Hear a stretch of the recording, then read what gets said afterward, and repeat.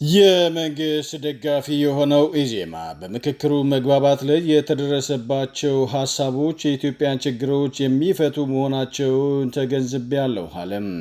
የኢትዮጵያ ዜጎች ለማህበራዊ ፍትህ ኢዜማ ሀገራዊ ምክክርን አስመልክቶ መግለጫ ሰጥቷል። በሀገራዊ ምክክሩ ጉባኤ መግባባት ላይ የተደረሰባቸው ሀሳቦች የኢትዮጵያን ውስብስብ ችግሮች የሚፈቱ መሆናቸውን የፓርቲው ሊቀመንበር ዶክተር ሙሉዓለም ተገኘ ወርቅ ተናግረዋል። የሀገራዊ ምክክሩ ሂደት ውስብስብ ችግሮችን በጠረጴዛ ዙሪያ በውይይት ለመፍታት አዲስ በር የሚከፍት መሆኑን ሊቀመንበሩ አንስተው ኢዜማ በሀገራዊ ምክክሩ ከጅምሩ እስከ ፍጻሜው ንቁ ተሳትፎ ማድረጉንም ገልጸዋል። በምክክሩ መግባባት ላይ የተደረሰባቸው ሀሳቦች የኢትዮጵያን ውስብስብ ችግሮች እንደሚፈቱና ትግበራቸውም አስፈላጊውን ሂደት የተከተለ እንዲሆን ፓርቲው አጽንኦት ሰጥቷል።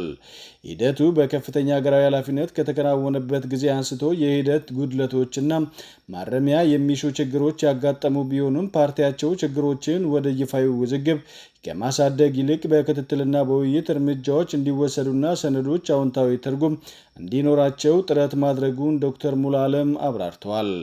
ኢዜማ በሀገራዊ ምክክሩ ለጠቅላላ ጉባኤ የቀረቡ 8 አጀንዳዎችና የውሳኔ ሀሳቦችም ይቀበላል ብለዋል።